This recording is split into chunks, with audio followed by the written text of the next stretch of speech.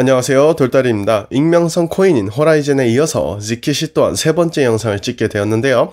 지켓에 대해서 조금 더 살펴보고 세밀하게 이해할 수 있는 부분들을 추가로 알아보는 시간을 가져보도록 하겠습니다.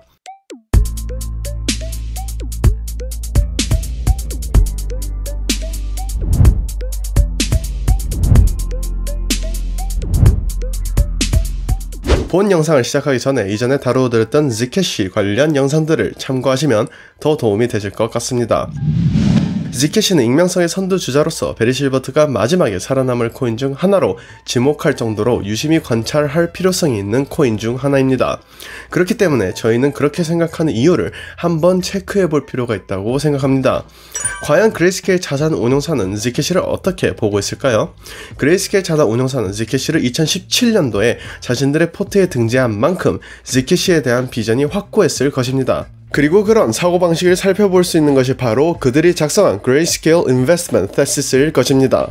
2018년 1월 작성된 Grayscale Zcash Investment Thesis를 살펴보신다면 Zcash를 구축하는 데 있어 다음의 핵심주의를 제1원칙으로 하여 접근하였습니다. 첫 번째는 저희가 익히 알고 있는 프라이버시 문제이고, 두 번째는 비트코인의 오름을 보존하고 있음에 대해 이야기하고 있죠. 익명성의 중요성과 관련성은 이전의 Zcash 영상들을 통해 말씀드렸기 때문에 이번 영상을 통해서 살펴볼 부분은 두 번째 부분이 될 것 같네요. Zcash는 신뢰가 불가능한 트랜잭션 검증을 위한 POW, 즉 작업 증명 방식의 합의 메커니즘과 한정된 공급량을 통해 인플레이션을 완화할 수 있는 경제 모델, 불변성, 그리고 탈중앙화 지배 원칙을 포함하고 있는 비트코인과 동일하고도 많은 특성들을 보존하고 있다고 합니다.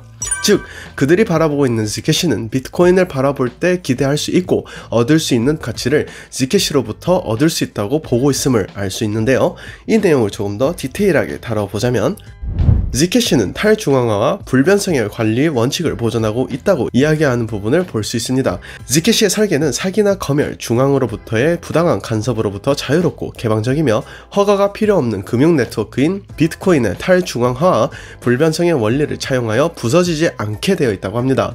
즉, 비트코인의 이념을 이어온 코인이기 때문에 탈중앙화를 통하여 누군가가 지배할 수 없는 구조로 설계되어 있고, 한정된 수량은 곧 인플레이션 완화의 가치를 가져올 수 있으며 비트코인의 불변성의 원리를 차용하고 있다는 의미가 되죠. 이어서 살펴보자면 Zcash 통합 모델은 비트코인과 매우 유사하며 게임 이론의 관점에서 투자자들과 개발자들, 유저들과 채굴자들에게 경제적인 이익의 균형을 유지하는 수익 구조를 보존한다고 합니다. 그리고 다음과 같은 중요한 특징들이 있는데요. Zcash는 2100만 개의 수량으로 한정되어 있고 4년마다 반감기를 거쳐서 2032년쯤이면 Zcash의 공급 90% 이상이 온라인 상태가 될 것으로 예상된다고 합니다. 리포트를 보시면 이미 알고 있는 것을 왜 이렇게 복잡하게 이야기하냐라고 하실 수 있는데, 그들이 근본적으로 Zcash를 바라보고자 하는 리포트를 읽었을 때 느끼셨다시피 지속적으로 언급되는 부분이 있음을 알 수 있습니다. 바로 비트코인의 이념을 이어온다든지 비트코인과 매우 유사하다는 말입니다. 글은 그 사람의 사상과 생각을 대변합니다. 저는 개인적으로 그들이 현재 Zcash를 바라보고 있는 관점은 프라이버시도 중요하지만 마치 비트코인과 완벽하게 일치하지는 않더라도 비트코인에서 바라볼 수 있는 가치도 함께 보고 있다고 생각합니다. 단순히 우리가 Zcash는 2100만 개로 한정되어 있고 4년마다 반감기가 있는 게 비트코인이랑 공통되는 부분이네 끝 하고 넘어가면 되는 걸까요? 그들이 리포트를 통해 투자자들에게 Zcash에 대해 소개를 할 때 왜 비트코인과 함께 엮어서 강조하고 있는지 분명히 생각해 볼 필요는 있다고 봅니다. 어쩌면 우리가 생각하는 것보다는 Zcash에 대한 무게감이 훨씬 더 무거울지도 모르는 일이죠. 2020년 8월 1일 베리 실버트의 트위터 내용을 살펴보신다면 프라이버시뿐만 아니라 탈중앙화가 합쳐진다면 승리의 투자 논지라고 언급하고 있습니다. 이러한 부분을 참고하여 Zcash뿐만 아니라 호라이즌을 볼 때도 프라이버시라는 분야에서만 평가하는 것이 아니라 추가로 근본적인 가치를 생각해보는 시간을 가져보는 것도 좋을 것 같습니다. 최근 베리 실버트가 코인데스크 TV에 출연하여 프라이버시 기술이 투자자들에게 관심을 끌 것이라고 이야기했는데요. 디지털 커런시 그룹, 즉 DCG의 공동 창립자 겸 CEO인 베리 실버트는 그가 어떤 프로토콜과 분야를 따르고 있는지에 대해 논의할 때 프라이버시와 프라이버시 코인에 중점을 두고 있다고 합니다. 그리고 실버트는 프라이버시가 투자자들에게 관심을 끌 것이라고 믿고 있으며 그가 특별히 관심을 쏟고 있는 두 가지의 프라이버시 코인인 Zcash와 호라이즌을 언급했다고 합니다. 그리고 그는 프라이버시가 더 인기 있는 투자 주제가 될 것이라고 이야기하기도 하죠.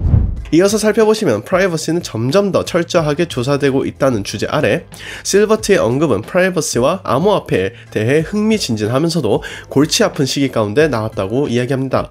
비트코인이 붐을 일으키고 NFT의 열풍이 이어지면서 암호화폐에 대한 관심이 높아지고 있어 프라이버시에 대한 질문은 다시금 논쟁의 주체로 등장하게 될 주제임을 언급하고 있죠. 이렇게 확실하게 시대적인 흐름 또한 추후에는 다시금 익명성에 대한 논제가 떠오를 수밖에 없다는 내용이 다뤄지고 있습니다. 자, 이렇게 흐름상 익명성이 중요하다는 것을 인지시킨 뒤 다루고 있는 내용을 살펴보도록 하겠습니다. 아마 제일 재미있는 부분이 될 것 같은데요. 전 미국 중앙정보국 CIA 국장 대행이었던 미카엘 모렐은 불법 금융에서의 비트코인 사용에 대한 일반화는 굉장히 과장되어 있고 블록체인 분석은 범죄 방지와 정보 수집 도구로서 굉장히 효과적이며 감시의 수단이 될 수 있다고 이야기합니다. 재밌지 않나요? Zcash 첫 번째 영상에서 말씀드렸다시피 과거에는 비트코인에 대한 흐름이 정말 범죄의 수단처럼 전파되었었으나 지금은 오히려 범죄에 대항할 수 있는 좋은 방법이라고 언급이 되고 있습니다. 이어서 그는 미국이 모든 것을 감시하는 것이 좋다는 주장에는 치명적인 결함이 있다고 이야기하고 있죠. 미국의 법 집행기관이 공공금융 데이터를 추적하거나 착취할 수 있다면 중국이나 북한, 러시아 그리고 프라이버시를 보호를 위해 몸값을 요구하는 랜섬웨어 공격자들 또한 그렇게 할 수 있다는 의미가 되기 때문입니다. 그리고 이것은 굉장히 거대한 국가 안보 문제라고 이야기하고 있죠. 이 말이 어떤 의도에서 이야기된 것인지는 확실하지 않지만 적어도 저에게는 어떤 특정 기관이나 국가가 사람들의 프라이버시를 확인하거나 모든 것을 감시하에 두는 것은 곧 해당 기관이나 국가에 대항하는 어떤 특정 세력이나 적, 기타 존재들도 동일하게 이행할 수 있다는 의미가 된다는 걸로 받아들여집니다. 결국 프라이버시는 특정 개인에 대한 사생활만을 보호할 수 있고 익명성을 보장할 수 있느냐 혹은 국가에서 국민들의 돈의 흐름을 100% 추적할 수 있느냐라는 틀에 갇혀서 생각할 게 아니라 그보다 더 복잡한 이해관계와 문제들이 엮여 있음을 알 수 있죠.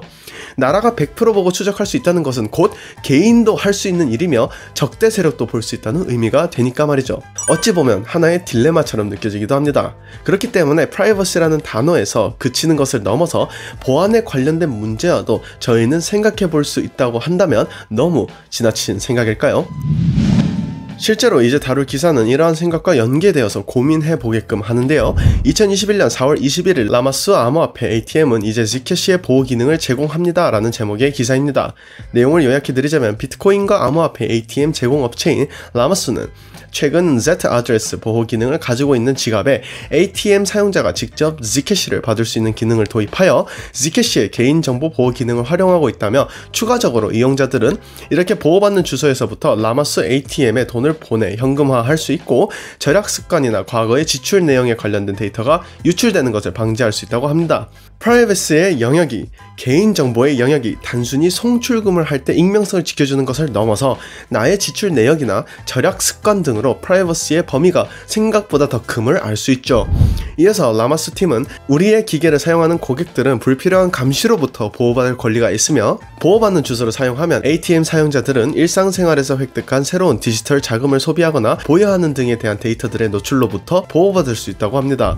이어서 Zcash의 개발사인 엘렉트릭 코인 컴퍼니의 안드레 세라노는 라마스가 Zcash에 대한 지원을 추가한 것에 대해 매우 기쁘고 이번에 업데이트는 라마스의 고객들이 그들의 자산을 개인정보 유출 없이 관리하는 것을 보장할 것이라고 합니다.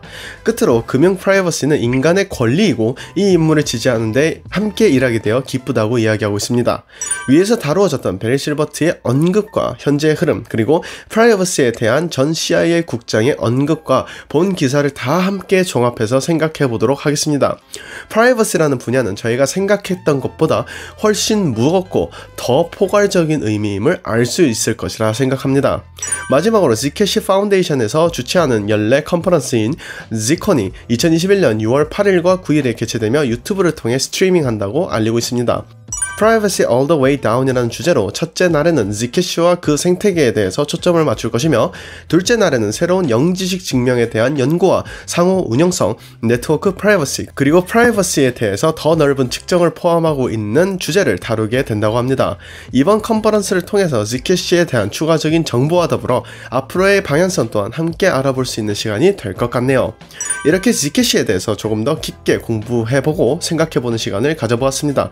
이번 영상이 여러분에게 유익했길 바라면서 끝으로 투자는 본인의 확신에서 비롯되는 인내의 기간이며 본인의 선택인과 책임임을 강조드리면서 이번 영상 마치도록 하겠습니다.